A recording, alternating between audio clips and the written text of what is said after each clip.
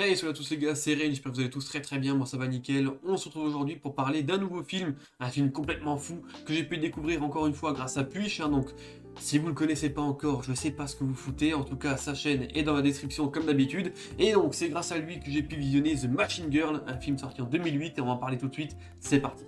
Alors The Machine Girl est, comme je vous le disais, sorti en 2008, et c'est un film japonais qui a été réalisé par Noboru Higuchi.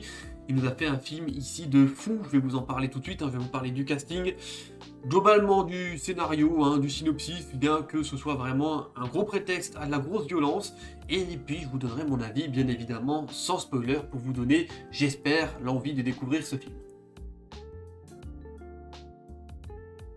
Alors pour commencer avec le casting, nous avons quelques personnages, je vais vous citer vraiment les principaux. Notre personnage principal de Amy Yuga sera interprété par Minase Yashiro.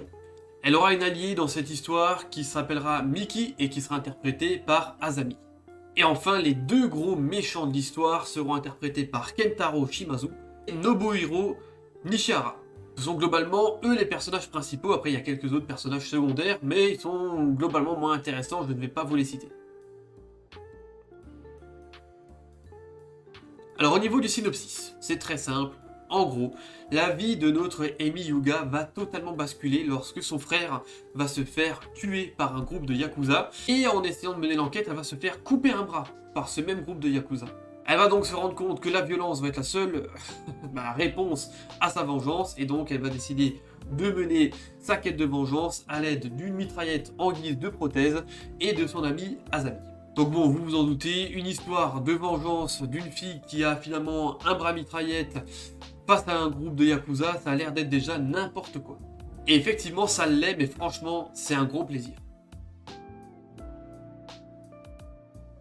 Alors maintenant, je vais vous donner mon avis sur The Machine Girl. Alors évidemment, Puich a toujours un excellent goût pour les films complètement what the fuck, et ici, c'en est un. Moi, ça m'a fait plaisir de fou. Alors c'est vrai que ici, on commence sur une scène d'action déjà complètement folle, et on se dit, bon, bah, c'est clair qu'on va être pris en charge là, de l'ultra-violence, du what the fuck, de l'incrustation, on a de tout, du gore, tout ça déjà sur les 5 premières minutes du film, je me suis dit bon bah là, peinard, je suis pris en charge, on va voir une dinguerie. Le film dure 1h36 et on a zéro répit, c'est vrai qu'on a que de la folie. De l'ultra-action du début jusqu'à la fin, franchement ça ne s'arrête jamais, on a de la violence gratuite, ça pareil, ça ne s'arrête jamais. Alors on rencontre plein de personnages au fur et à mesure de l'histoire qui sont complètement dingues, des parents de ninjas, oui, des parents ninjas, on a des ninjas qui sont excellents, alors eux c'est masterclass dans le film, je comprends pas ce qu'ils foutent là, mais en tout cas ils ont apporté un petit moment de plaisir, un petit moment de joie et une grosse scène d'action.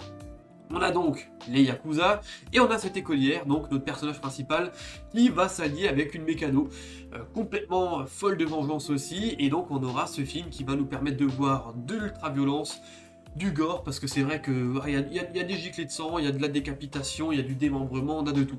Tout ça, encore une fois, comme je vous le disais, sur 1h36, c'est un rythme qui ne s'arrête jamais, franchement, on a un débordement de scènes complètement what the fuck les unes après les autres, mais qui nous font plaisir. Oh là là, moi j'ai rigolé, j'ai été surpris, j'ai été choqué, franchement il y a de tout dans ce film. On peut quand même aussi faire un gros shoot-out au gros méchant du film, le père du Yakuza. Alors lui, c'est what the fuck, hein. Alors il a une coupe de cheveux, on comprend pas, il a mis les doigts dans la prise électrique, je sais pas. Mais lui, il surjoue à mort son rôle, mais en même temps, qu'est-ce que c'est marrant. Ce mec-là, il est nanardesque à mort. Son fils, pareil, ils l'ont casté, mais à la perfection, parce que t'as envie de lui mettre des gifles tout le long du film, tellement il a une gueule de... Oh là là, putain, rien que d'y repenser, franchement, t'as envie de lui mettre des gifles. On a aussi, alors je sais pas, ça doit être un délire dans le film, une multitude de musiques qui ne collent pas du tout avec les scènes. Je sais pas pourquoi, ça rend le truc complètement nanar. Et ça marche très bien, parce que du coup, on part sur le côté complètement absurde, et en même temps, ça fait plaisir de voir ça. Parce que bon, bah voilà... On est vraiment là pour regarder un truc qui va nous défouler, c'est un défouloir, et puis on n'a pas besoin de se prendre la tête. Voilà, c'est le cerveau en mode off, et puis on regarde ça, et on est franchement bien. On a des méchants qui sont plus mauvais les uns que les autres, hein. Encore une fois, je pense à nos ninjas. Alors les ninjas sont trop forts parce qu'ils arrivent en bande, ils nous font des figures à la Power Ranger, et puis finalement ils sont ultra mauvais, il y a des fusillades de partout, on comprend pas, et puis ce qui est trop fort, c'est que eux, une fois qu'ils vont claquer, c'est les parents qui vont se venger, les parents de ces ninjas. Et ça, c'est trop fort parce que t'as l'impression qu'en fait, tout le monde va se liguer contre le personnage principal. Et du coup, elle va forcément se rendre compte que la violence va être sa seule solution pour se sortir de ce bourbier. Et c'est ça qui est trop bien, franchement. Quand on voit le moment un petit peu au début du film où elle nous explique que voilà, la violence ne résout rien. Et le moment... Il n'y a pas d'entre-deux, en fait. Le moment où elle se rend compte que la violence va être sa seule solution, il n'y a pas d'entre-deux. On part sur de la décapitation, on part sur vraiment quelque chose d'ultra violent, et c'est trop bien fait, ça. Alors, on le rappelle, c'est forcément un film avec zéro budget, bon ça je pense que vous vous en doutez, et malgré tout, bah voilà, il y a de tout, des effets spéciaux, il y a de la prothèse, il y a du gore, franchement, on est où là? On est où? Franchement c'est top.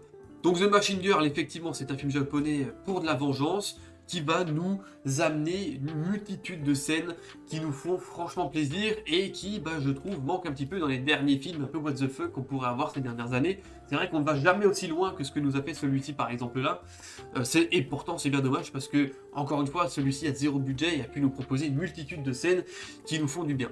Donc voilà, je ne vais pas rentrer dans plus de détails, hein. Je pense que c'est un film que vous pouvez très clairement regarder si vous avez envie, si vous recherchez du what the fuck, un film d'action avec en même temps du gore, de la violence et un scénar complètement nanardesque avec des personnages complètement nanardesques, et ben je pense que là, vous avez totalement un film fait pour vous. Donc voilà, c'est une vidéo un petit peu plus rapide que d'habitude, mais je vais pas vous en dévoiler plus parce que je pense que c'est vraiment un film qu'il faut aller voir si vous voulez le regarder, hein, qu'il faut le découvrir de A à Z. Il y a plein de scènes, voilà, que je vous ai un petit peu cachées, mais qui valent le coup d'être vues. En tout cas, voilà, c'était The Machine Girl. J'espère que cette petite vidéo vous a plu. Si c'est le cas, n'hésitez pas à le faire savoir. Et puis on se retrouvera très très vite. C'était Rex, portez-vous bien. Ciao, ciao!